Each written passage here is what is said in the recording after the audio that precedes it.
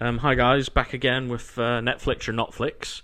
This is a feature where I will watch a film that's been recommended to me by Netflix, and I will report back to you as to whether it's any good or not. So I'm trying to give you some help to decide whether you want to watch it.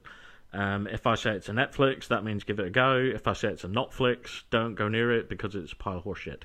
That's the basic concept. So yeah, the film I'm going to talk about today is Family Blood, and it's been popping up on my recommendation feed for quite a while now. I've bypassed it until now because I normally check films on IMDb just to get an average score of what people have said about it, and it only got like a 4.3 out of 10 on IMDb, and that's below my limit. I normally say 5 up. I'll give it a go, but I thought it was perfect for this feature, so I'm gonna review it. I gave it a go last night. So Netflix describes it. There's a single parent mother who is an ex-drug addict. She's moved to a new city with her kids. She's trying to get her life back on track, but supernatural forces kind of get in the way. And that's all I knew, really, going into the film. I never looked into it too much on IMDb. I just went for the score and then kind of said, well, I'll give it a go. Honestly, I thought it was going to be a haunted house film. I don't know why. I just thought that was the vibe I was getting from the picture and from the description. I also thought it might be like a demonic possession slash exorcisms type of film. And I was actually pleasantly surprised because it was neither of those. It's actually a vampire film. And I'm not spoiling anything by saying that because they reveal it quite early on. And personally, I would have held on to that reveal maybe a little bit longer and just kind of built up some ambiguity around it, But no, they went straight in, no messing around. It's a vampire film. So if you're not into vampire movies, it's probably going to be a Not-Flix for you right away. You could probably stop watching.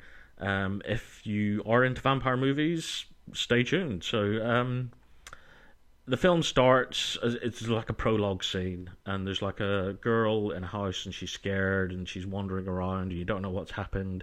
The house is a wreck. She stumbles upon some bodies. She then gets approached by some creepy guy who's kind of like saying, I'm really sorry, I want to stop hurting people, I want to stop doing this. But it's pretty obvious that he kills her, and that's the beginning of the movie.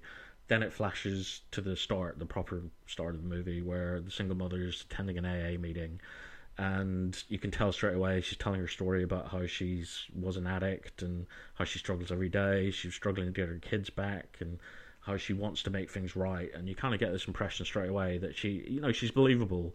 For these films, I'm not going to go too deep into directors and actors and stars and writers and all that kind of stuff. I'm not into that. For a film like this, which is a disposable kind of midweek evening viewing on Netflix, I'm just going to talk about story, characters, is it any good or not. That's all I care about. I don't care about directors and writers and stuff like that. Other reviewers do go into that kind of detail, but I'm not going to do that. Also, going forward, I would probably warn you that because I'm such a horror movie fan, generally these films are going to be about horror, so if you're not a horror fan, this is probably not for you. So yeah, where was I? So it starts off, she's believable. I believe that she was an ex-drug addict who's trying to get her life back on track. Her acting is really good. The kids, her son and daughter, you can tell that they've been kind of scarred for life by the experience of having a mother who was a drug addict. They play that really well. Her son's a bit of a douchebag, but again, it's because he's kind of like being scarred by the experience of having a mother who just wasn't there for him. He's acting out because of that, and that's believable. It seems well shot. There's some like really well framed scenes and stuff like that. It looks like a film that's got good production value. So yeah, it gets into vampire territory quite quick. But essentially, the story it's about addiction, I think, and it's framed through the lens of vampirism, which really, when you think about it, vampirism is a form of addiction, I suppose, like an extreme form, like you're addicted to drinking blood, I suppose. And this film really develops that idea. So it's almost like she's swapping one addiction for another. The main vampire dude, he shows up to one of her AA meetings, and he's like talking about literally killing people and hurting people, and everyone at the AA meetings kind of like thinking he's being metaphorical because he's an addict and he's destroyed people in his life, but no, he's being literal. I thought that was quite funny. And that was an aspect of the film I thought they should have developed further. So in the beginning, he's talking about he doesn't want to kill people anymore, and he's at an AA meeting, so you think he's conflicted, that maybe he doesn't want to be a vampire, maybe he doesn't want to kill people.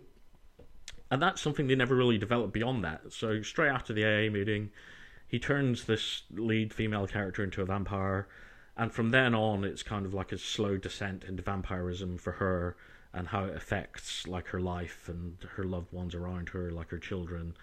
I mean, beyond the initial kind of, I wanted more on the main vampire guy's motivations, and he basically becomes just a two-dimensional or one-dimensional, like, generic bad guy in the end. They set him up to have this tragic backstory that he doesn't want to be a vampire, but he can't help himself. He wants to stop. And then he just becomes like a vampire that, he's turned this woman because he wants a partner to go out and be a vampire with and kill people. So I think there's a lot of potential wasted there. Again, the whole vampire thing as an addiction, they play that up really well. But the vampirism itself is pretty generic. It's nothing you haven't seen before. Her slow turning into a vampire, she's starting to notice blood, and she's like, licking raw steak, and then it progresses. There's a cat that features early on in the film, and I know that when they feature animals in the very beginning of horror films, they're goners. You know that straight away. If you're cat people and you like cats, that cat's done for. You know that straight away. It gets eaten at some point in the film. You know that's going to happen. It didn't bother me. I'm not a cat person. I like dogs. If it had been a dog, maybe I would have been more upset.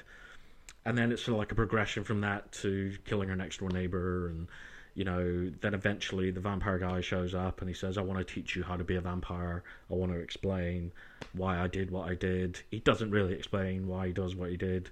And all that subtlety that he had as a character going to AA meetings, and it's all gone. He just becomes this smug, horrible character who's getting up in the teenage boy's face, like almost, I'm your new daddy, better get used to it.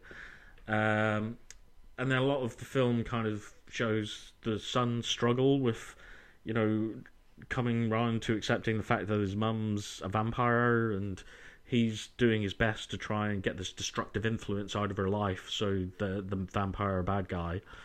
And yeah, it really kind of, that's all it is. It's a vampire movie from there on, framed around addiction. So there is a message there that addiction is bad and can lead to a lot of destruction and, bad things if you're an addict. So don't be addicted to things. That's the message, especially not vampirism. Other than that, it's pretty straightforward. It doesn't try and reinvent the wheel. It doesn't go too much into the mythology of these vampires in this universe. It just kind of says these are vampires, they drink blood. That's as much as we're going to tell you, and that's all you really need to know. They're super strong, super fast. They don't show up in mirrors, but things like they can walk around in sunshine. And if you can get down with those kind of contradictions, and you don't care about the mythology behind this particular vampire that's in this film, then yeah, it's a vampire film. If you like vampire films, I'm going to be doing a top 5 of my favourite, because it's one of my favourite subgenres in the horror world. So yeah, watch out for that. So if you're a vampire film fan, I'd probably give this a Not-Flix, because it held my interest. It's only short. I think it's like an hour and a half. Yeah, I liked it. The slight problem with the resolution at the end. It didn't feel like it was well thought out. It was quite rushed at the end. I think they could have done more of that. It's almost like they ran out of ideas and just kind of ended it. It was a bit messy. Also, what is with people in America? Like, in films that I've watched, they all seem to live in mansions, no matter, like, how poor you are. Like, this woman is she's a single parent ex-drug addict who's literally just trying to get her life back on track. she's living in like a 3-story mansion, and I'm like, how is this even possible? Like, what's going on with that, America? Is this true? Is this a true representation of America? They do kind of try and explain it in a throwaway line about it's a really rough neighborhood that's being gentrified, and white people are coming in and buying out all the rich white people are buying all the houses and renting them out to poor people. But even still, like, this is a 3-bedroom like a 3-story mansion with basement included. It's like, it's just not realistic, and that's an issue I have with a lot of American films. I don't know if it's genuine.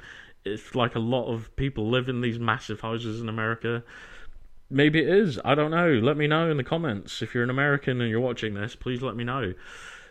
Other than that, yep, I'm going to give this one a Netflix. If you're not a vampire movie fan, then it's a Not-Flix. But for me, it was a Netflix.